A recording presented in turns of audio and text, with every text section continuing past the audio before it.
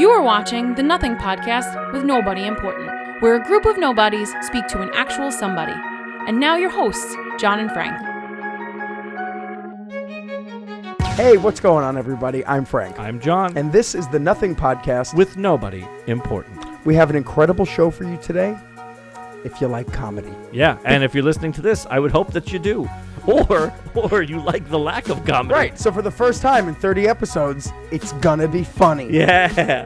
We got Anthony Jeannot, who is a comedian currently working in the UK from Australia. Yep. He has won comedy awards at festivals, and he's been doing it for a long time. He's got an album on Spotify. Yep. He's done many appearances throughout his time doing comedy, and he finally made his way to us. What a booby prize. Took him long enough. It took him long enough.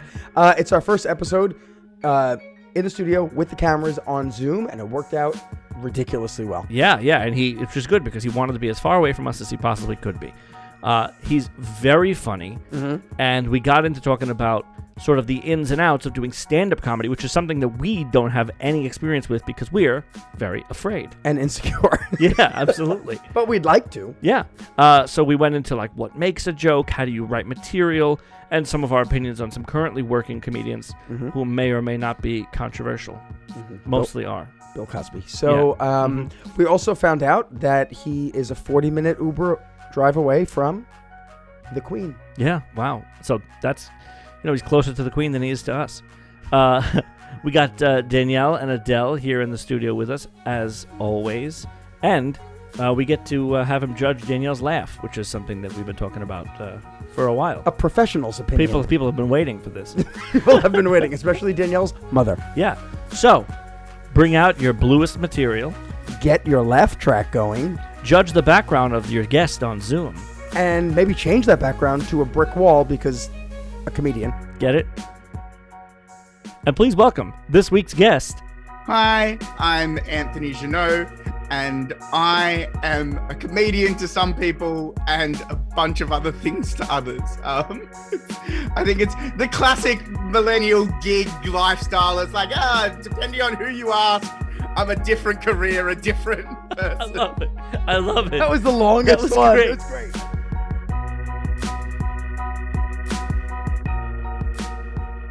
All right, John, I got to tell you, I know our podcast episodes are about an hour. His introduction was 45 minutes, so let's wrap this thing up.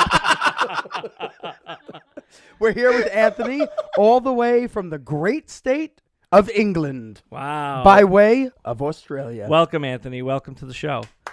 Thank you for joining us. Glad I made it here. Thank you for joining us via satellite.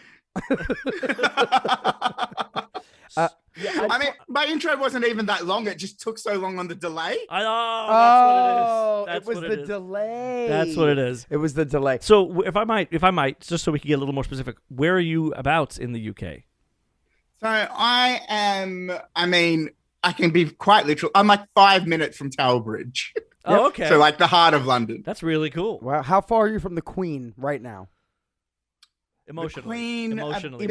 No. 40 minutes in an Uber? Emotionally, Anthony? Emotionally, how distant are you from her?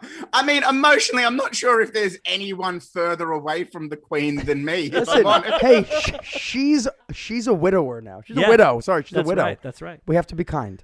That's she's also first. I mean, I am dating the podcast, but first public appearance with a walking stick this week. That was front page news everywhere. The Queen smiles while using a walking stick. Wow. You know who else uses a walking stick? Millions of people. It's not news. My dad uses a walking stick. Did you know that? Anthony, it didn't make it in the papers. Does the Queen get her walking stick from the same place where Paul Panepinto gets his walking stick? I think probably. That's my dad. I think it probably. It's a connection. It's a connection. So, it's funny. You are in 30-something episodes that we've been doing this show, the first comedian that we've had to face us. Because we're terribly insecure, Right. And we have to always be on top. We don't ever want to have any competition here. I like that when you decided to finally get a comedian, you picked the most nervous wreck beta energy comedian you could find. And so we kept you in a still be the screen. alphas. Yeah, we kept you at a safe distance. Adele, turn him off. Right. I guess there was no worry that the lawyer was going to be funnier than us. You on the other hand. So you're a comedian see, you know what? It's so funny how you try to put yourself in a box, and now I'm trying to put you in a box, but I can't do it either. So how do you I want to ask you about stand-up comedy because that's something that neither of us have ever done. Yeah. But how do we start? Where did you begin? Did you always know you were funny? Did you always think you were funny and other people maybe don't think you're funny? Like, you know what it is? Like, I mean, it's a great question. And a lot of comedians will get super angry at like, were you always the class clown? Because it makes it sound like you've professionalized your personality disorder. Unfortunately, I don't get to be so high and mighty because I was definitely one of those kids who was like, you know, quite poor public schooling. And I did well enough at school that I was bored, but I wasn't motivated enough to actually work harder and get better grades, which meant what I did was annoy everybody else. Right. And then I would say, cut out a billion steps, but like wagged school one day and found my parents Eddie Murphy delirious, which I mean, I was like, I can't believe that this is a thing that he just gets to go and do that and people pay him money. Like that sounds like the most fun in the world. And then I was one of those people who like went to all the open mics to the point where like, you know, all the comedians and they're like, who's this weird guy who comes to like, we don't even want to be at some of these gigs. Right. You're choosing to be here. Yeah. There was no stage too small for you. Yeah, exactly. And, you know, most people's first getting on stage thing is an inspiration. Like, I saw somebody who was so good that I knew I needed to do that.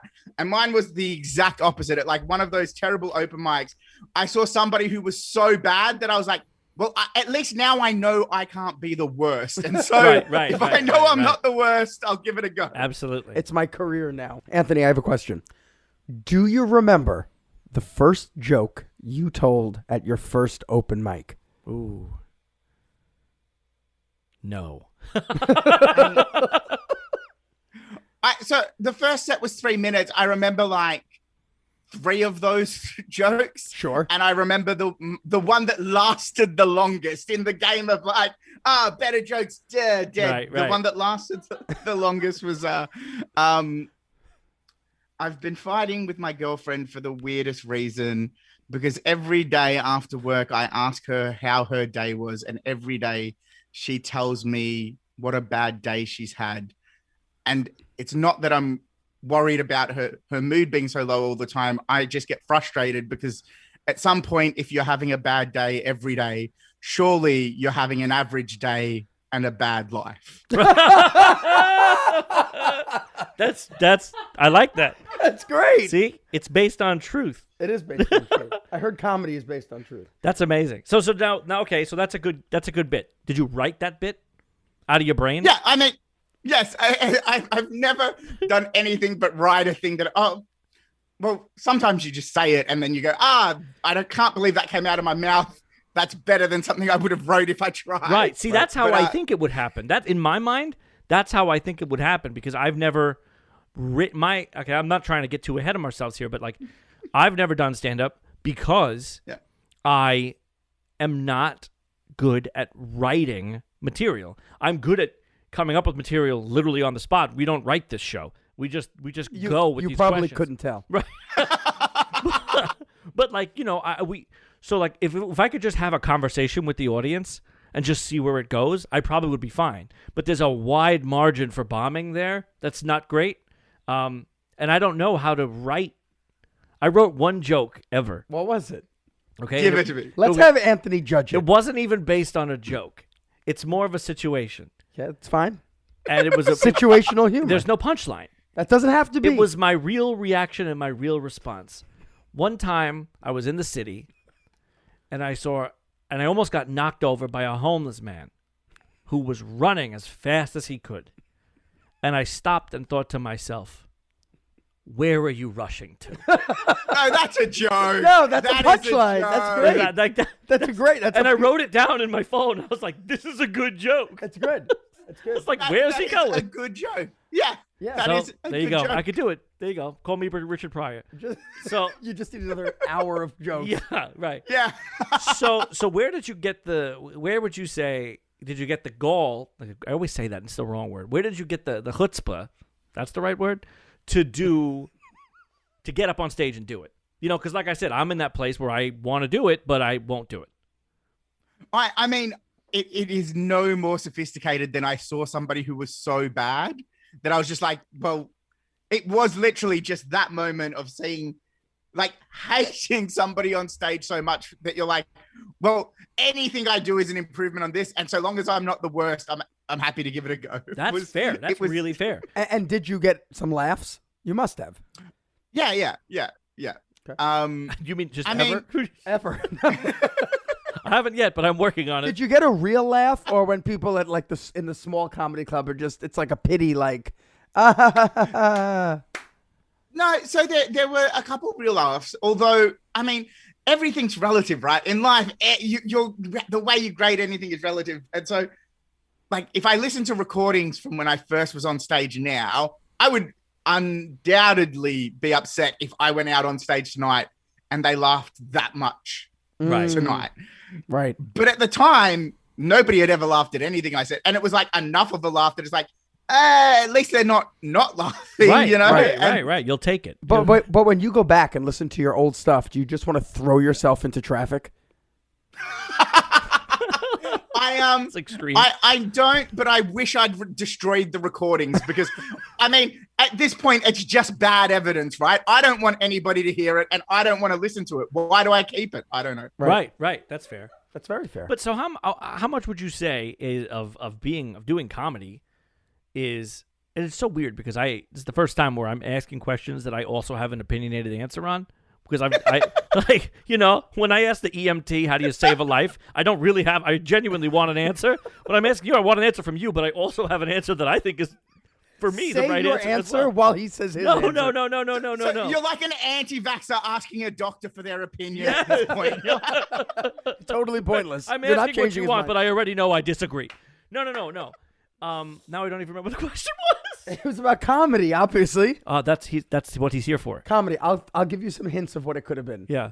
Things are funny in threes. Okay, I got it. Go up on the punchline. It wasn't any of those things. It wasn't whatever's a funny letter. K is a funny letter. No.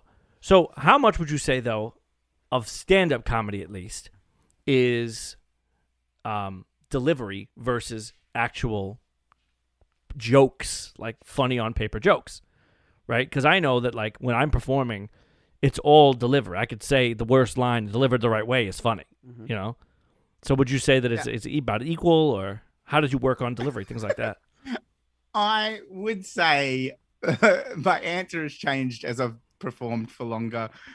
When I started out, I think I was pretentious enough to think that what I was doing was writing genius and that you could go and say it on stage anyway, and the truth, the humanity would shine through. It's there. And people would burst out spontaneous, interruptuous laughter. When I was working on my Edinburgh Fringe show, I worked with a quite well-respected comedy director. And at first we were doing everything on paper. And about a month in, he said, I'm going to need to see you perform this because I don't understand why people will laugh with us working on paper. That is Wow. intense. So what I'm seeing here isn't funny. Don't prove me wrong.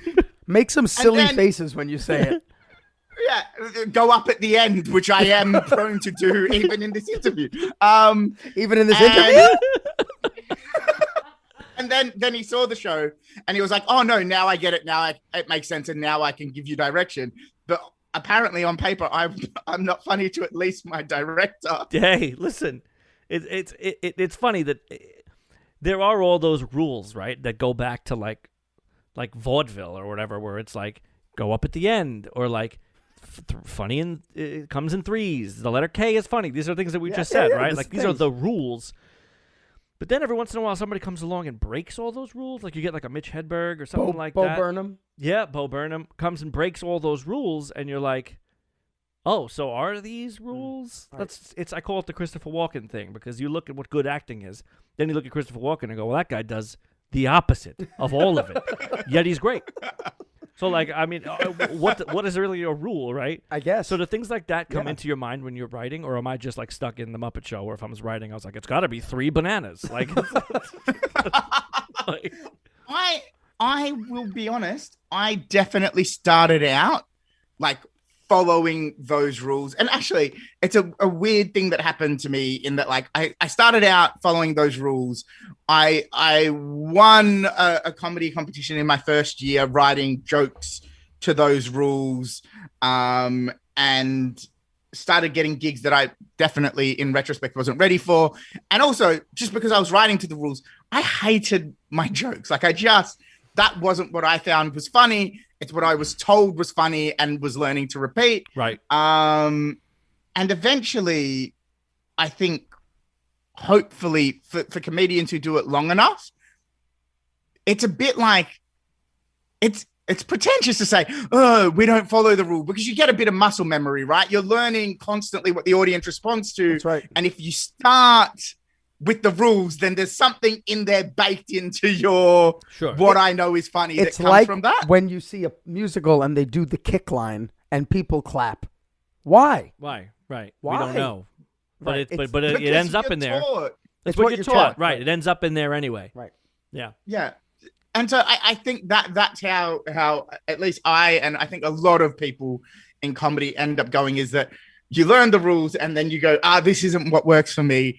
And then you learn how to figure out what is funny. And in comedy, it's called finding your voice. Right. It sounds so pretentious. Exactly. And as you're finding your voice, really, all you're doing is learning how you are funny without writing to the rules, even though they're likely going to influence the way you say anything, right? Right. Wow. Now, I have another question, unless you have one there, Frank. I was going to ask about Nicole Kidman because you're Australian, but Well, that's so going to wait, take the conversation nowhere. No, it's not. It's going to take the conversation right where I want it to go. Right. So my question to you was, would you say it is a benefit or a harm to you that you're Australian and so your competition was probably a little less because there's less people there? I think that is a massive misconception. I believe it. So, Edinburgh Fringe, which is like the largest, I don't know, Americans are probably going to disagree with this, but comedians would say Edinburgh Fringe is the largest kind of art show in the world. Sure. Mm-hmm. And in the last decade, 4 of them have been Australian. Like Sam Simmons has won it twice. Brendan Burns has won it. Hannah Gadsby. Then there's, of course, the other guy who's the Australian guy. I can't think of his name right now, who had the show. Jim Jeffries. Jim Jeffries. Oh, right. I know Jim Jeffries. See, but you're basic. I am basic. You got to know Hannah Gadsby. I know Hugh Jackman. Yeah. So go on about Nicole Kidman. Nicole Kidman and Hugh Jackman. Have you ever met them? No. Kidding. Gives a shit.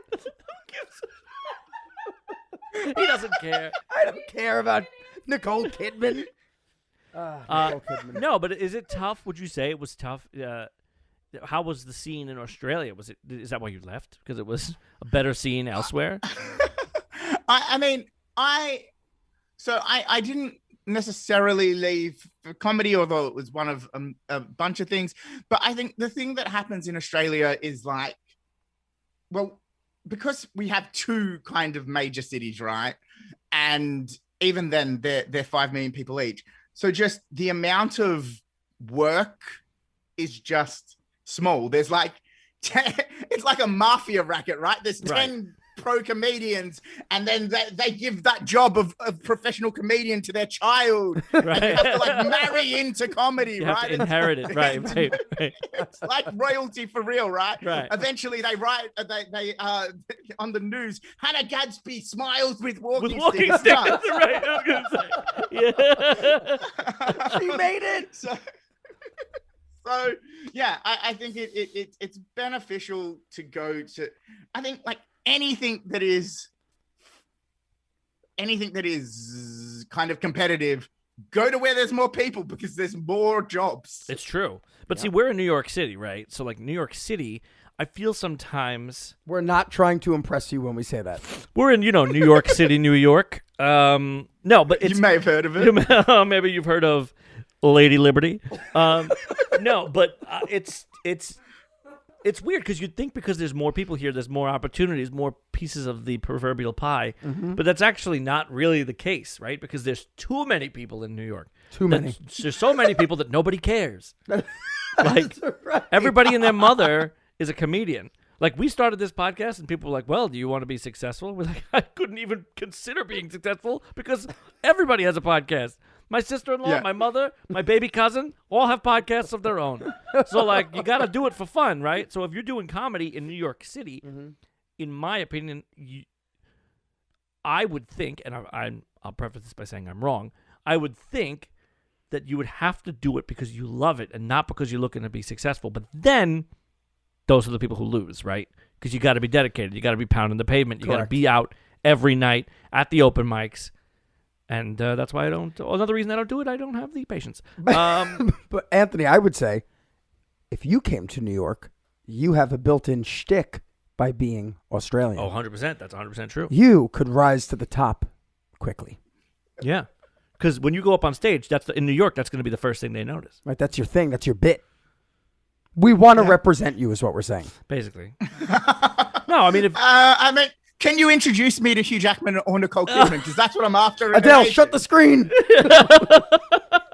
No, I mean, it's true, though, because where we are, at least where we live, if somebody goes up there on stage and is Australian, let's say as an example, has a different background, a different type of thing to say, you're something of interest, whereas...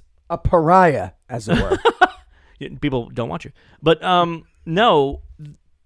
Meanwhile, if I was to get up there and talk about, Italian bread and hot capicola or something, I'm one of 1,000 people trying to talk about being Italian, and it's over with. We're done with that. Right. Sebastian Maniscalco cornered the market. Right. That's right.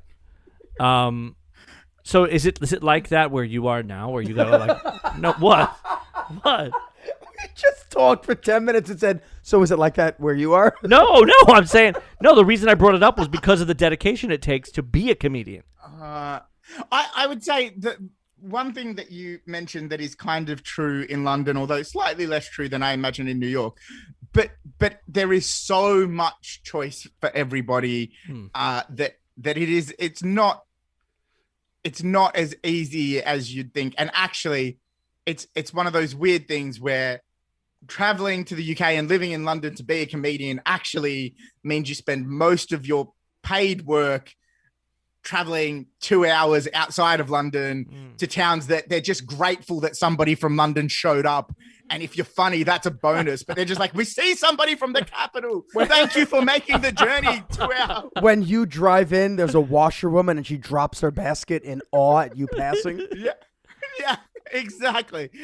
So you do a lot of gigs like that. And I mean, to be fair, that is one of the hardest things about as you kind of do more and more gigs, that it's like somewhere between for the love of it, but also this is how I'm trying to make money. Right. Is that you start to spend a hell of a lot of time in cars with broken people driving to and from gigs that have gone varying degrees of successful. Wow. Which is on the road. Yeah. It's one of the things I don't warn you of. That's amazing. So do you do a lot of traveling, would you say? I mean, yeah, like obviously it's not been as big recently. Recently I've been able to focus more London, like I'd say last 6 months. But when I first moved here, like it was either do new material nights for free in London or get paid to go 2 hours out of London was kind of the two. Yeah. Wow. What did this whole pandemic do to you with your comedy? What'd you do? Did you stop, or were you doing stuff online? No, I stopped. I don't have. I genuinely. I say this. It sounds sarcastic, but I mean it. I respect the hell out of anybody who has enough self-belief to perform their jokes in silence over Zoom. Mm-hmm.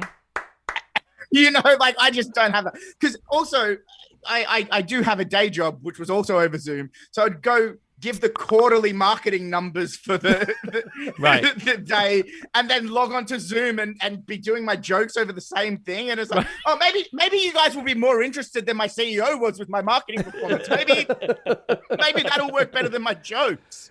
So then you're really tired, and the next day you tell your CEO tit jokes. Right, you forget which one you're doing. You show up with like the Groucho glasses at a meeting, and I'm assuming, of course, that you just do Steve Martin style material, arrow through your head, and you show up at a board meeting. No, I mean, yeah, it's even we stopped during the pandemic. I mean, we get no laughs ever from anybody. And we just, even us, we were like, I can't do it to an empty, just to a screen. It was a little just depressing, you know? Yeah. But yeah, there were comedians out there working to nobody, like doing Zoom shows, and that's really. I don't know. I guess it's noble. I did too, and that was enough. So the first one was the promoter had quite rightfully, if I'm honest, said, no, we're not going to trust people. People can't be trusted. Everybody's on silent except the performer. And so, you know, you're performing to silence, which you probably would have got anyway. But there's no there's no chance of a sound. Yeah, exactly. Oh, it's like God. A definite death, right? And then the other promoter was like, no, we'll leave sound on. And about every minute and a bit, somebody different would get a drink or eat a chip, and then crunch. And Zoom doesn't know how to differentiate sound. And then it's just like, you're right at the middle of a punchline, and then Janet from accounts is stuffing her face with crisps. And it's, that's the best. That's the best. I love that. Someone's microwave goes off. Well, they did. I performed a wedding for a friend over Zoom. I mean, the ceremony, I was there live, but then the ceremony was over Zoom. And apparently, throughout the entire ceremony, you just kept cutting to the bride's aunt and uncle who didn't know how to work Zoom. And they just didn't mute, and they just kept being like, did they see us? Congratulations. And it just kept cutting to them in the middle of the ceremony, and everybody was writing the thing like, please stop talking. I love that. Zoom humor. Zoomer. I'm glad you said it, not me. Anthony, let me ask though, out of those two scenarios, one where the audience is completely muted and you probably say a punchline and then really just hear your own breath, or Janet and the crisps, which do you prefer? Oh, give me the chaos. Give me all of the chaos. Yeah, that's what I like. Yeah, give me the chaos. That should be the name of this episode. Give me the chaos. Adele, write it down. So I want to play a game with you. Okay, we do some games on this show. Let's do some games. I want to do a game. So this is going to be the rating game. Okay, and I want you to rate it in, what do we rate? Crisps. That's what I was going to say. Crisps. Obviously, we all knew that. We love crisps. Danielle's really on the ball now. We all thought at the same time. Yep. So we're gonna rate them in 1 to 10 crisps, and obviously the more crisps the better. Yeah, we're gonna get really tired of hearing the word crisps. I want to say, I know you're from Australia. I know you're in England. You could not have a more British-looking headboard behind you. Look at this bed. Yeah. Look at you, little Lord Fauntleroy. You sleep in that bed? How ornate! It's so ornate. Is that your scepter, Anna? Elsa? This is the spare room. Who sleeps in that? You should see the bedroom. Is that canopies? Is that where your footman sleeps? That bed is intricate. Fantine should die in it. Oh, he's in the butler's. Oh, you're in the butler's quarters. Good. Okay, so let's play a rating game. Like I said, we're gonna do 1 out of 10 crisps. I want you to rate. We're gonna give you some comedians. Okay.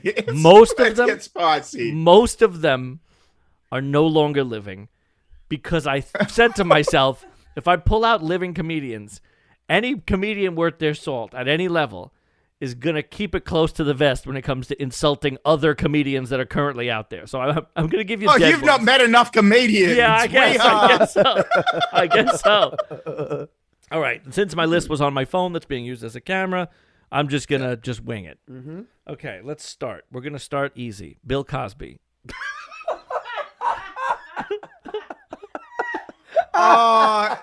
The problem with podcasts not being a visual medium is you can't see the stink eye that came out when you said that name. That is a big fat zero crisps. Even Janet would not touch Bill Cosby. Janet But Bill Cosby would touch Janet. Yes, Okay, he would. Here's your second one. Martin Short, Ooh. a Canadian with a heart of I've gold. not seen him do stand-up. He's not a I'm gonna stand-up. be But he's a comedian. He's a comedic actor, yeah. He has to be a comedian? Do you like him? He has to be a true stand-up. Do you like yeah, him? he's great. He's great. Only Murders in the Building. It's so Like, good. What podcast is not loving it? That's right. It's a Okay. show about podcasts. Frank doesn't watch it. Selena Gomez. That's right. I should watch. All right, I'm going to say Bill Burr. Bill Burr, I mean, I'm going to go an 8. Okay. One of the few guys in the world who can make me laugh even if I disagree with him. Okay. Wow, that's a great point. Bill Maher. Bill Maher. Does he do stand-up? No, I don't even think he does do stand-up. I'm gonna just then leave. Okay, Right, I'll right. change it. Norm Macdonald. Norm Bill Macdonald. Maher is almost exclusively a sit-down comedian. He's always behind a desk. Is he even a comedian? Okay, Norm Macdonald. You have to say something nice. Straight 10s. Yeah, Straight 10s. Straight tens. All the crisps. We saw Norm Macdonald for my bachelor party. We did. Amazing choice. Yes. And he didn't give a shit. He was so... he didn't even know like he was there. He didn't care. It was so easy. Okay, I'm going to say Robin Williams. Mm. Yeah, good 8, 9 Okay. crisps. Yeah. Sure. I'm just going to keep throwing him out there. Richard Pryor. Yeah. I mean, you right now you're hitting the greats, right? I am. 9s and 10s But all you around. could have a stinky opinion about one of the greats. You never know. I got a good one. Go ahead. Here's a good one. Carrot Top. Keep in mind, he's very buff. He could beat the He shit is out of you. buff. Toned. He's buff and also looks unhinged, like a person you should be afraid of. I'm gonna go 6 scared crisps. 6 frightened crisps. Okay. I'm going to go Sam Kinison. You know him? Yeah, he yelled a lot, right? Yelled on. Yeah. Yeah. Oh, yeah. I mean, again, you got to respect somebody who kind of becomes a pioneer, right? Go Yeah. 7 crisps. So yeah, and he's Seven not, and he's not my style. I would give him that respect, but he's not my style. So No, that's he's a yellow. yeah. That's like a Lewis Black type. Lewis Black. I He don't doesn't think, do I don't think stand-up, he's does funny. he? Yeah. I love Lewis Black. Danielle reminds me of Lewis Black a lot when Oh. she gets angry. She really does. That's my wife. Gets mad when she reminds me of Lewis Black. Really? Yes. I didn't know that. Yep. That's news. Mm-hmm. He loves him. He said he loves him. Okay. Yeah, I think he's very sexy, as a matter of fact. Sexy, beautiful legs. Okay. Anthony, this is a good one. Gallagher. Do you know Gallagher? Gallagher's the guy with Yes, the Gallagher's an rainbow old one. suspenders who would just get on stage and smash watermelons with a giant mallet. Yes, he's an old. I don't know why he even comes up. Well, let me just. So after hearing what he does, the audience wears ponchos or rain tarps. Mm-hmm. He gets he gets watermelons, and he just bashes them, and the watermelon goes everywhere. That's his bit. That doesn't sound funny. It doesn't sound funny when I'm saying it. Uh-oh. What do we think? I mean, embrace the chaos. That's 10 crisps. 10 crisps! Chaos. Gallagher gets 10 crisps! 10 chaotic, Yeah. Crisps. watermelon covered, soggy Yes. crisps. What about Andrew Dice Clay? Oh. Do you know him? Yeah, he's gonna get a 3 That's crisps. 3 crisps. Now, I don't like his stand-up. I like him a lot as an actor, but that's not what we're rating here. Right. No, we're not rating it. So why did I say it? Eddie Murphy. Eddie Murphy. I mean, Eddie Murphy at his time is a 10 crisp comedian. Yeah, of course. If you watch Eddie Murphy as an adult, knowing what you know now, it's like, 2 yeah. crisps. But Wow. Eddie Murphy as a human being admits that. So, Yeah. let's level it out. 8 crisps. I'm not going to say this. I don't want anybody to respond. Everybody just stay completely silent because I'm not trying to start an argument here. Exactly what you just said. And I think any comedian worth their salt would probably agree with me. As a person, if you can separate somebody's work, I think I could still watch Bill Cosby himself, the comedy special himself, and laugh endlessly. It's still so funny. The guy, I'm out. It's going to be a big no from me, dog, on Bill Cosby. But his comedy, I'm still there for it, and that's it. That's all I'm saying. It's I will. I know there was no. say what you like. We were not Say allowed what to you say like. anything. But I will say, comedy is a social activity, right? Good luck finding friends to watch Bill with. Yeah, right. Anybody want to come together and watch Bill Cosby tonight? Oh, Guys, we're having a Bill Cosby night. I'm making cocktails. Margaritas don't taste funny, I promise. We call it the Spanish Fly Gathering. Okay, what about Dave Chappelle? This is a hot button. Adele and I were literally arguing about this seconds before we went on the air. Dave Chappelle, what do you think? Dave Chappelle. I mean, I will say Dave's a little bit like Eddie, but different. But like, I mean, Dave at his best is all-time 10 out of 10 crisp comedian. Dave wanting to prove a point and just being lazy to make money. I've seen. I mean, this is one of the interesting things. Whenever there's a comedian who's like, you can't say anything anymore while making $1 million saying it, it's like, you are one of the few people who can, because you've got a big enough audience that will keep paying you to say this bullshit. Right. But if you did this at an open mic, you wouldn't get laughs, not because it's PC, because it's not funny. Right. That's the problem. Yeah. I will say this, and we're dating this, but that's okay. That this most recent Dave Chappelle special that's come out that's controversial, I did not necessarily feel like obviously what he's saying is offensive, but what I said before was like, if you know somebody, if they're doing it as comedy or if they're doing it as themselves, or if you know them or if you don't know them, that a lot of that comes into play as to what's offensive and what's not offensive. What I will say is that I don't think the controversial things he says are necessary to say. I think there's a lot of funny things to talk about out there. I don't know why you need to keep talking about the same controversial things.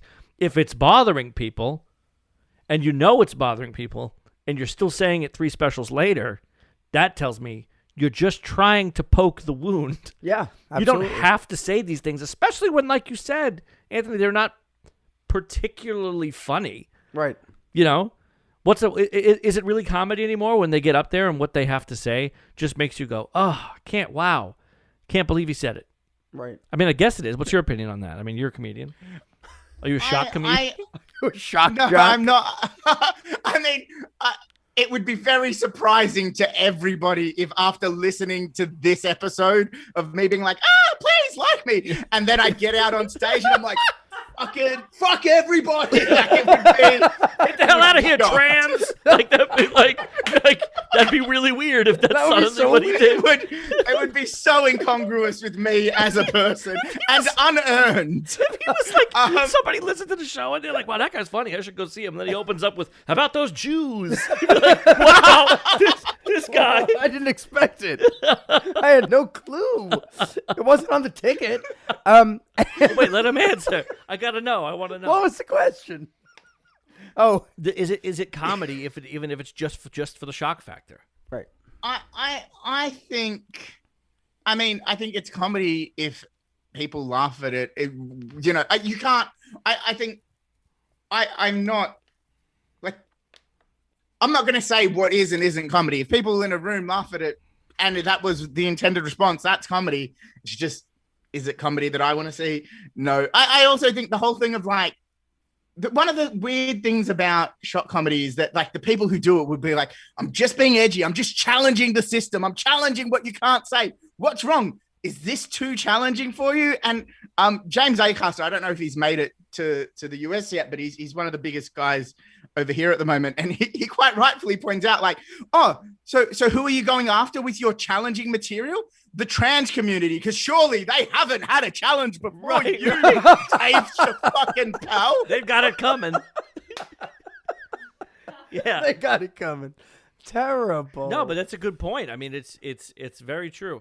It's just but when they say, "Oh, you can't joke about anything anymore," that's like you not said, true. It's a very fine line. Like, I guess you can, but you should. I mean, he's making millions of dollars to do it, so he's very living proof of the fact that you can. Right. Anthony, is there any topic that's off the table for you that you wouldn't joke about? That that's not funny. That's not in my bag of tricks.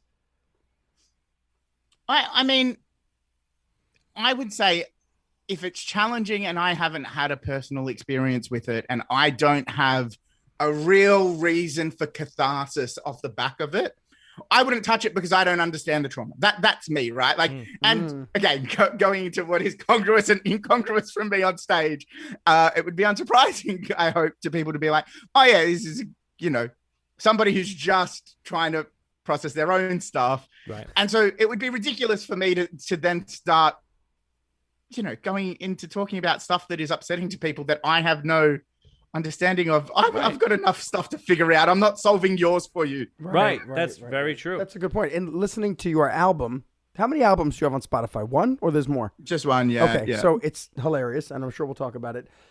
And I told you this before, you're just a very good storyteller. And look, we know in comedy and in stand-up, sometimes things you're saying are true, sometimes they're not true, and it doesn't matter because you're saying it happened to you, and it's a great story. But your stuff is, I guess for most stand-ups, their stuff is personal, but your stuff is really all about you and your life and your experiences, and it just stays on you. And you're the main character, you're the protagonist, you're the antagonist, you're the sad guy, you're the other, like you're everything. And that's what I found so funny, and that's why I didn't turn it off. It was just very relatable. Right.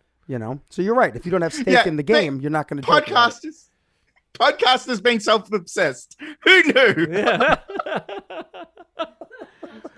No, but so did you intend for that? Did you intend for your material to pull from your life so that you can tell your story without, like you said, if you don't have to touch on topics you're not familiar with because you're telling your story. So you kind of have a safety a little bit to say, well, this is my story. I'm telling from my own personal experience, or that's just an easy well to pull from.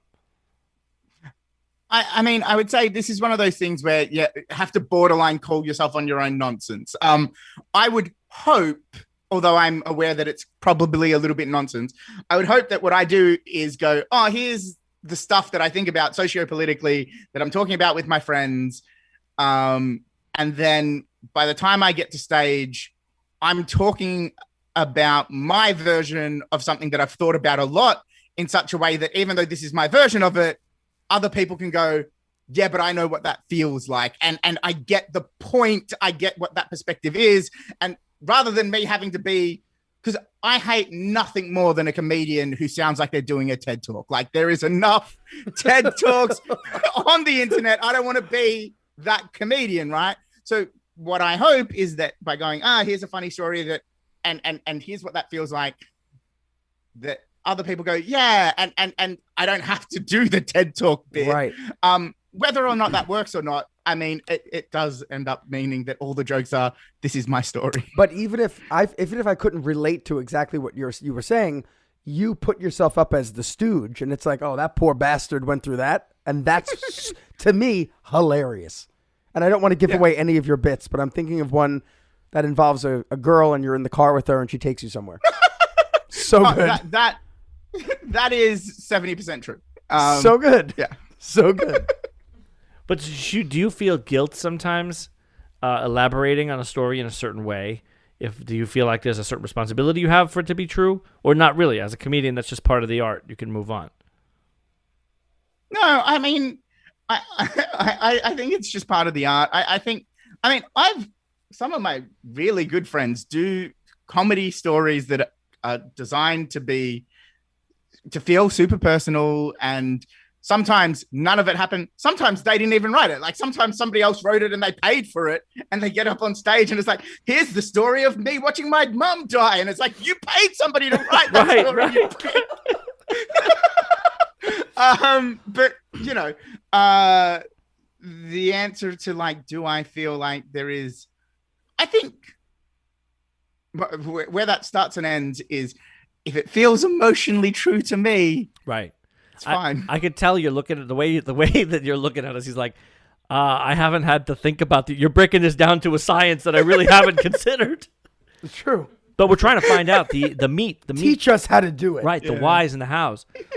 Are you a particularly? Do you work blue a lot, or are you a pretty clean comic? Would you say? I mean, it depends on your definition, right? Like I don't.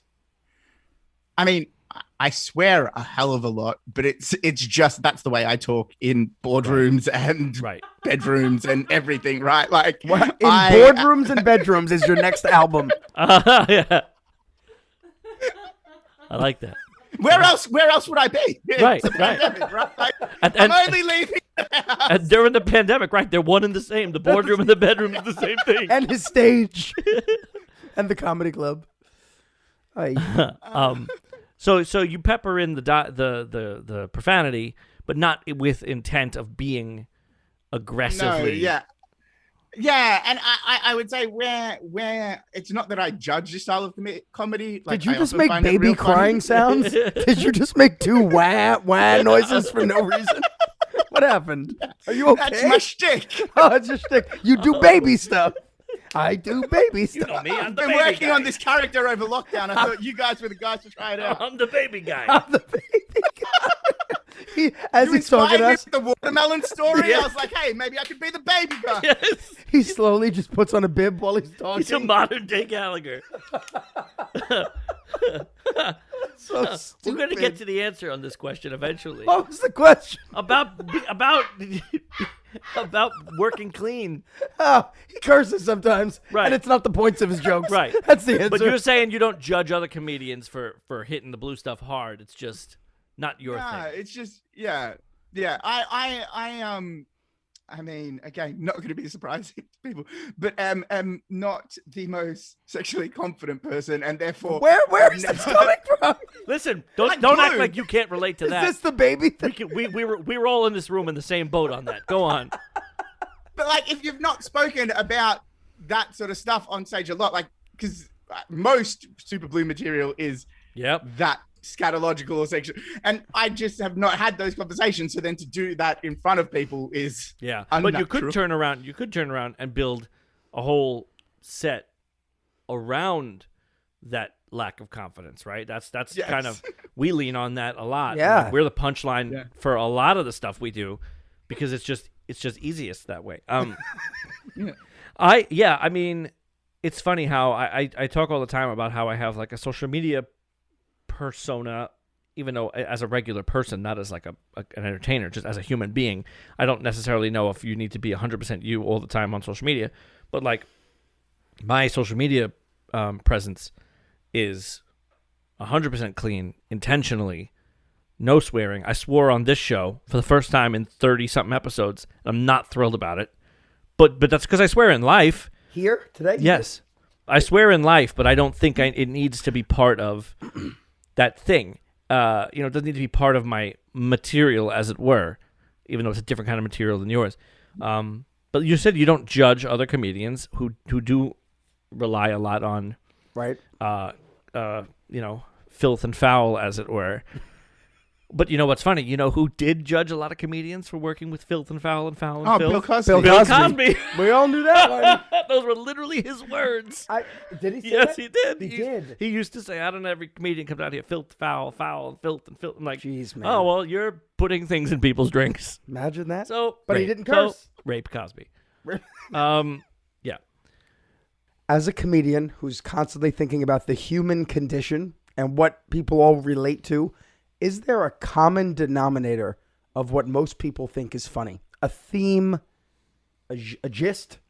What's one thing that is usually bound to get a reaction that people will all nod and say, I know that well? It's banana cream pie.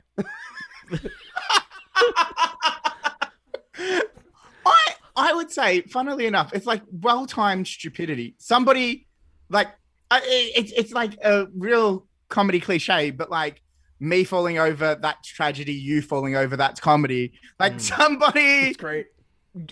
being on the other end of misfortune, like just silliness for the sake of silliness, I think can translate. But actually, even then, the unfortunate, disappointing truth is there is not a universal everybody's gonna laugh at this, and it is. I mean, it is one of the best things when you start doing a lot more gigs with people you admire is, unfortunately, the more you do, the more you will see that even they have nights where for no reason they just fail miserably. And you go, this isn't a science. This is like, it's not math class. Right. Right. You're eliciting emotions from people. You can't just snap a finger and it's going to happen every time. I mean, we know that even from like a lot of acting stuff. You can't. Some nights you're going to be having a super emotional crowd, and then some nights they're just not. They're not there. They're thinking about whatever crisps. Crisps. They're wearing their baby outfits and thinking about crisps. What is bombing like for you? When you're doing a festival run, you're on stage every night for 30 nights in a row for an hour, and that means you suck for an hour. And by that point, the show is muscle memory, right? Like, I don't need to think of anything. It's all coming out on autopilot, particularly if they're not laughing. So I have 30 minutes to think about the fact that these people who I'm hating for not laughing at this, well, actually, they're the good guys because they left their house and they paid money to be here and they want me to be good. So I'm the bad guy. And then I get to think about that for 30 minutes while they don't laugh. Right. Beautiful. It's a real emotional roller coaster while Just you're up there. For you, I would feel like if I bombed and I'm up there for a half hour bombing, every insecurity and every demon I've pushed down or went to therapy for would dance around my head happily. And I think that's what's scary. It is absolutely. But to be fair, it's one of those things with experience. You do kind of desensitize. You work on you go through all your bag of tricks, and then eventually you're like, okay, muscle memory, shorten the breaks where people should laugh, and you it's almost out of body. You get through the end of the night, and you don't have time to process it because you're running off to a short gig after. Right. And again, at the festivals, the short gigs have more people than your solo gig. So you go from bombing to 50 people to killing to 500, and you go to bed happy again, and you delete the bad one from your mind, right? But it's never not really uncomfortable and personal. And you do kind of, up until the point that you get on stage and do it again good, you kind of don't want anybody to see you because you think everybody knows. Right. So it's funny because the concept behind bombing puts you up there in such a vulnerable place. And so then I wanted to ask you about, I have two last questions I'd like to ask you. And then I guess we can wrap up. I wanted to ask you about hecklers, okay, and I wanted to ask another question about reusing your own material. But what I'm going to ask Frank is, rather than play a last game, do you have any more questions? Can you come up with a question? I was going to ask about hecklers. I wanted to know. Well, okay, yeah, I guess one. All right, how about this? Ask your question about hecklers. Sure. Anthony, you answer, and I'm going to heckle you throughout the answer. Okay. I'm going to see how that goes. Over Zoom. Fabulous. You don't have to respond. I will caveat this with, you'd never try and talk over the top of a heckler, so you're just going to have weird silence. That's okay. Good. Well, let's see how you handle it. Okay. You don't know what's going to happen. Here we go. Hey, Anthony, thanks for coming on the show. What can you tell us about hecklers? Okay, so the thing with hecklers is there are two kinds of times you'll get heckled. Boo. One is when you're not being funny, and then they give you something to react to, right? Like you now not being funny? Exactly, like me not being funny now, which is, I mean, it's interesting because we are doing a whole episode about the fact that you have sat on the sidelines without the courage to do it. You should be on the sidelines. This is what you're doing in the episode. You shouldn't have the courage. You are really playing a meta character right now, John. Don't touch me. Get off me. Boo. Who's touching you? That's my girlfriend. I'm drunk. Boo. I think you handled it pretty good. That was great. You handled it really well. Knocked my microphone off stage. He didn't handle it well at all. You didn't. No, you handled it really well. So what's your answer anyway? You didn't go full Michael Richards on it, which is good. Just Kramer, tearing people apart. Yelling. There's like 2 times you get heckled, and one is when you're doing well, and that's actually quite easy, right? Because then the audience want you to do well. They're laughing anyway. You wait. You point out to the heckler that they're ruining everybody else's good night.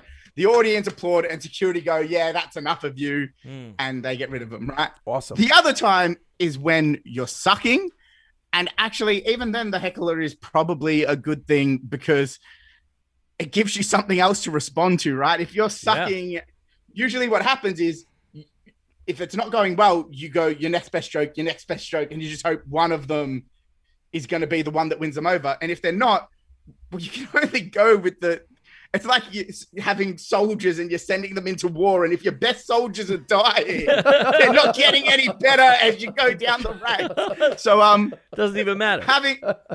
Having something to deflect and block back, maybe that's right. Maybe that's the trick. Absolutely. And if you can think on your feet, it definitely you could create new material out of it. How do you feel about people who laugh too loud? Danielle falls into that category. I'm so happy you asked that because I was gonna ask it. She's a huge laugher. So I have a very obnoxious, unique laugh, and John doesn't really. So obviously I'll laugh at anything. So I love going to comedy shows, but John is very embarrassed. Yeah, I get very anxious taking Danielle to a comedy show, just because she's gonna have a great time, but she's gonna be too loud. But I also am aware I can't make myself too known because I do not want to be picked on. Yeah. Oh my goodness, no way. Yeah. So do you ever would you say you have a problem with somebody who's laughing too loud out there? I don't think so. I think generally one of the things, again, most comedians, myself included, egomaniacs, right? And one of the things about somebody with a hilarious laugh is that other people are going to laugh, and you can convince yourself that that was you, not the laugh. I'll take credit. I don't give a shit. I'm not too proud to take credit for Danielle's laugh. Perfect. I like that. The only time I've ever, and it's one of those things where it's like disgusting and I'm embarrassed for myself for admitting it, but the only time I've ever been annoyed with someone with too loud a laugh is on a show that was the show that became the special. One of the nights that I was being reviewed, there was a very loud laugher in, and I was like, I hope this reviewer doesn't downgrade me because he thinks it's the laugh. This show would have killed with or without Danielle. Right? Yeah, that's fair. Yeah, that's really fair. That's a great point. But yeah, it never came up, and it was fine. But I remember on stage thinking, "Oh God, I hope this doesn't come up." That's a fair point. Yeah. So I want to, like I said, it's a weird last question to go off of, but I personally have a question about this. I know that I get very self-conscious when it comes to repeating material. For example, if I send a text to Frank that's funny, and I think it's a funny worded text, I will not want to read that text then to Danielle because I feel I've already told that joke, right? So like, I get really, really self-conscious about it, especially on the show here. That's why I don't want to write, because if I write it, Frank's already heard it, I'm done. I don't need to say it again to anybody else. Weird. I don't want to repeat material. I feel like it's hacky to repeat material. Now, obviously, as a comedian, that cannot be your opinion, because you have to. Absolutely not. Come up with a new hour every night. I'd feel so embarrassed if somebody came to see my show 2 nights in a row and heard me say the same joke. I would feel like it's so disingenuous. It's not. But how could I break that, do you think? Like, what does that not? I'm sure the way you're responding, that's never even crossed your mind. But like, how can I break that? Even if it's something I wrote, I don't want to say it more than once.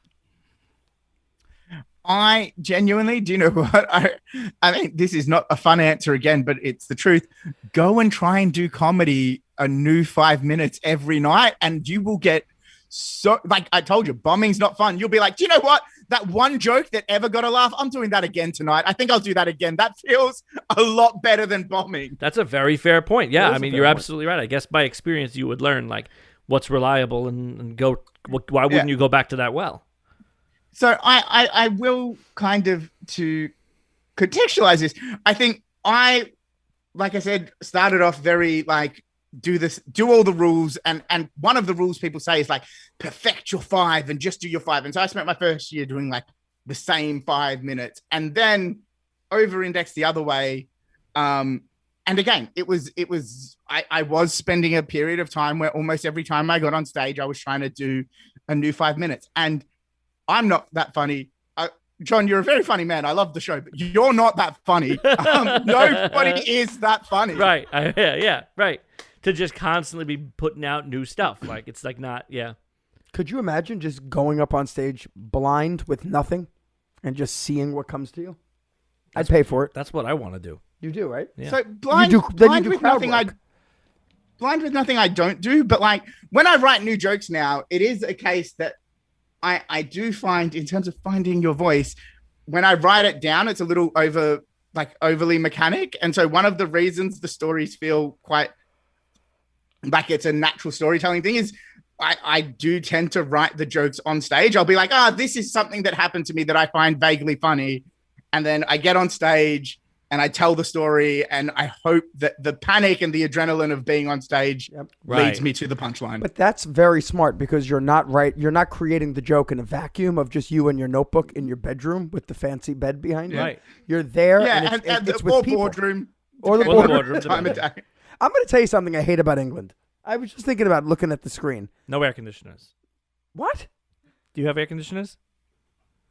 I mean, it's never hot enough to need them. They don't have them in Europe. Wow. I'm telling you. Not what I hate about it. And maybe all of Europe. It makes me very uncomfortable. The squarish light switches.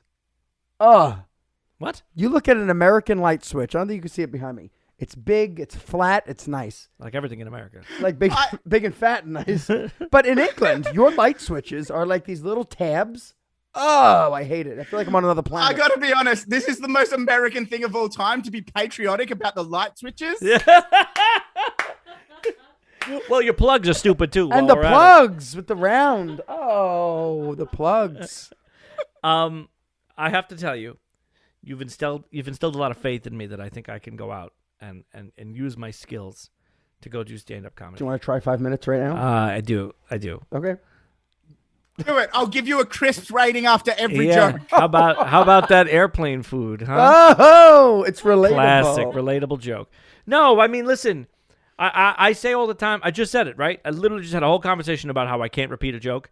Yet when something happens, when a funny story happens to me, I will tell you the story, and I will tell her the story, and I will tell other people the story, and people will have me tell the story because it's funny the way that I tell the story. Like Danielle knows all the time, something will happen to us, and she'll always say, you're better at telling stories. Because I paint the whole story and go off on tangents. So I guess it's sort of like writing, right? It's sort of like if I could take that and bottle it and repeat it every time I go out on stage, I guess that's writing, right? Well, don't write it. Just make some bullet notes, bullet points, and you know what you need to get to, and you just go. Right. So I think we've boiled it down. He can do it. What I love about this is I started this episode by saying the thing that made me really get on stage is I saw somebody who was so bad that I was like, I'm not going to be the worst. And then you spend an hour talking to me and you're like, I'm going to do it. If this guy can do it. I've lived the same story. It's all a circle. Oh my God. That's amazing. Well, I really appreciate, Anthony, you joining us. I want to plug your album. That's on Spotify. By saying I want to plug it, I want you to plug it. You should do that now. Yeah. So the album is called Anthony Jeannot, which I'm sure the spelling will be in the episode or show notes somewhere.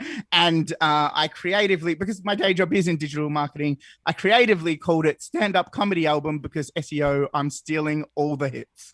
Danielle, that's so smart. That's humor for Danielle. That's humor pointed directly at Danielle. I love that. And where can we find you on the socials? So Anthony Jeannot on Insta, Twitter, Facebook. Yeah, all of them. Love it. Well, and are you Not on TikTok? I'm too old. No TikTok. Are you on OnlyFans?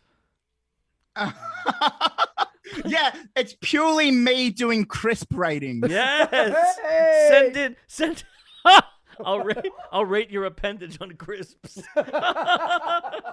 Send me pictures and I'll send you crisps. And it's just me trying to guess how many crisps if I stack them. Could you side stack? by That's what I was side. thinking. On stacking them up.